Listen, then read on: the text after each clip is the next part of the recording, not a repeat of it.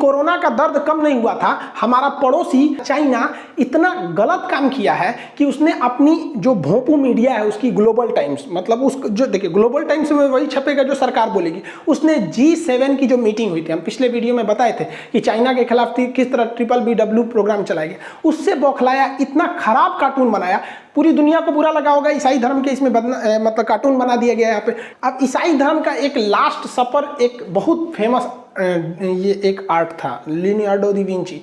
इसमें ईसा मसीह को लास्ट में यही दिखाया गया कि यहीं पे वो लास्ट में अपने अनुयायियों के साथ भोजन वगैरह कर रहे थे। ये काफ़ी फेमस है ईसाई धर्म के लिए। अब चाइना इसकी तुलना G7 की मीटिंग से किया।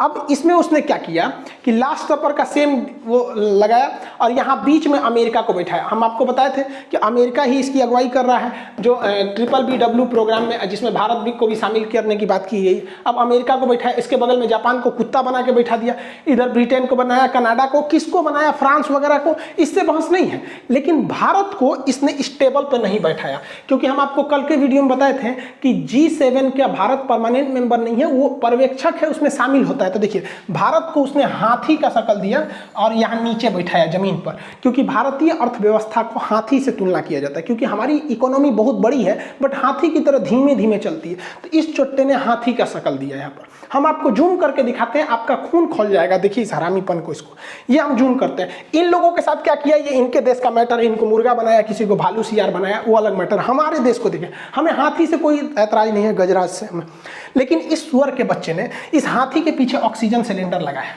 पूरी दुनिया में कोरोना फैलाया चाइना, और हम लोग का मजाक उड़ा रहा है क्योंकि हम लोग का ऑक्सीजन घट गए थे। हमारे यहाँ कम से कम ज़्यादातर लाशें तो केवल ऑक्सीजन की कमी से मरी हैं यहाँ पर। अब ऑक्सीजन विदेशों से मंगाना पड़ा, ऐसे ऐसे देश ऑक्सीजन दिए जहाँ पे हम लोग को उम्मीद नहीं थी, तो ये मजाक उड़ा रहा है। इसके अलावा आप रुको जरा, देखिए यहाँ पर, यहाँ एक सलाइन चढ़ा रहा है, ये गंगा जल को दिखा रहा है, और यहाँ पर एक और सलाइन चढ़ रहा है। अब इसमें अगर ध्यान से आप लोग को दिख नहीं रहा होगा, आप नेट से इसको last supper image of corona Global Times लिखेंगे तो आएगा। इसमें गाय का फोटो है, मतलब ये क्या दिखा रहा है, गौमूत्र दिखा रहा है।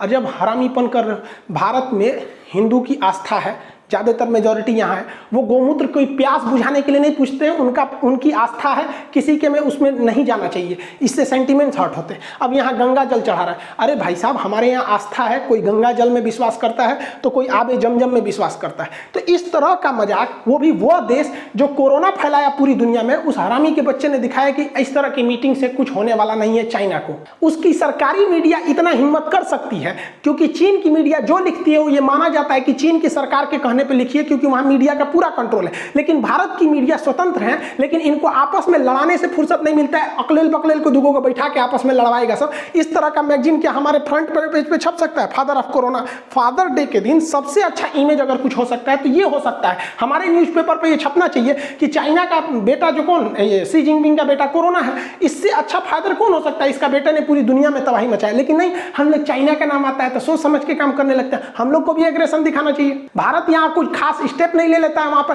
खुल के बोलना चाहिए कि ये कोरोना जो है चाइना की देन है, वो वुहान लैब से लीक हुआ था। जब श्रीलंका में हो रहे अत्याचार की जांच LTT के खिलाफ यूएनओ में हो सकता है, आतंकवाद के खिलाफ जांच यूएनओ में हो सकता है, हमास इजराइल का मामला, इजराइल ने कितने रॉकेट मारे, कितने मिसाइल मारे, इसकी जांच अगर यूएनओ में हो सकती है, तो बताइए कोरोना की वजह से चाइना ने इतना कोरोना फैलाया, लाखों करोड़ों लोग की जान गई, इसकी जांच क्यों नहीं होगी यूएनओ में? और अगर यूएनओ जांच नहीं कर सकता तो भाड़ में जाए साला, यूएनओ किस काम का है? यहाँ हमारे यहाँ लाशें बिछ गई, और हम लोग के किसी भारत के किसी बड़े नेता को आप नहीं देखे होंगे जो खुल के चाइना का विरोध किया होगा। चाइना हर जगह अपना दादागिरी दिखा रहा है, वो अमेरिका को कंपीट करना चाह रहा है चाइना, जबकि हमारे यहाँ सॉफ्ट नीति चाइना के प्रति, चाइना के नाम आते एकदम सॉफ्ट नीति हो जाते हैं। ऑस्ट्रेलिया ने कहा जांच होना चाहिए, ब्रिटेन और अमेरिका ने कहा जांच होना चाहिए। कभी सुने भारत के किसी बड़े पद पर हमारे प्रधानमंत्री को ये आलोचना करते हुए, कि ये खुल के बोलते हुए कि वुहान लैब से निकला? इसमें क्या डर रहे हैं भाई? जबकि हमेशा उसको फायदा होता है, व्यापार से बंद होगा व्यापार, उसको घाटा हो जाएगा। लेकिन नहीं, मोदी जी भी जब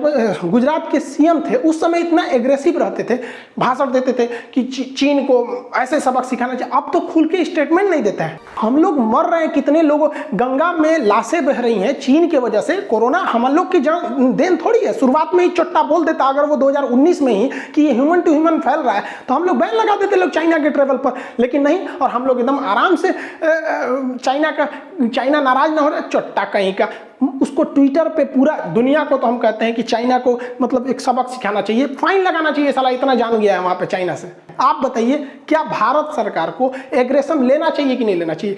एकदम कड़ी नीति की जरूरत है कि उससे तो हमें फायदा है ना। उधर साला गलवान घाटी में घुस रहा है, अरुणाचल प्रदेश में घुस रहा है, उसके बाद पूरी दुनिया में हम लोग का मजाक बना रहा है। इस तरह से भारत का मजाक उड़ा दिया गया। इस पर ट्विटर पे ट्रेंड नहीं करा जाएगा, रिपोर्ट ऑन चाइना वगैरह, इस पर नहीं ट्रेंड होगा यहाँ पर। हम तो कहते हैं इस पर भी धज्जी उड़ाना चाहिए, ताकि पूरी दुनिया से ये ट्रेंड होना चाहिए कि चाइना को उसकी समझ में आए। चाइना में ट्विटर वगैरह नहीं चलता है, क्योंकि उसको पता है कि अगर चाइना ट्विटर फेसबुक चालू कर दिया तो वहाँ के लोग जो बहुत खुश होते हैं उनको समझ में आ जाएगा कि आज़ादी क्या होती है। जैकमा थोड़ा सा बात बोले थे कि चाइना की सरकार मतलब बहुत स्ट्रिक्ट होती है। जैकमा को गायबे कर दिया ससुरा, कहाँ चल गए? जैकमा अली बाबा के एशिया के सबसे अमीर आदमी बनते थे। हमारे यहाँ ऐसा आज़ादी थोड़ी है, हमारे यहाँ कोई मर्यादा में रह के प्रधानमंत्री से लेकर कुछ भी बोल सकते हैं। यही तो भारत का लोकतंत्र है। हवाई चप्पल पे चलने वाला आदमी हवाई जहाज में घूमने वाला प्रधानमंत्री को बोलता है हाँ आप मर्यादा में रह के कुछ भी बोलेंगे, कोई कुछ नहीं कर सकता है। अब क्या है कि एकदम अंध विरोधी बन जाइए या तो अंधभक्त बन जाइए। अंधभक्त बनिए तो कुछ कमी ना सुनाई दे, अंध विरोधी बनिए तो दिन रात गरियाबे कीजिए, ऐसा भी नहीं होना चाहिए। लेकिन हाँ, चाइना को उसका सबक सिखाना जरूरी है, क्योंकि अब पानी सर से ऊपर चला गया है। उस हरामी के बच्चे ने पूरी इकोनॉमी चौपट कर दिया।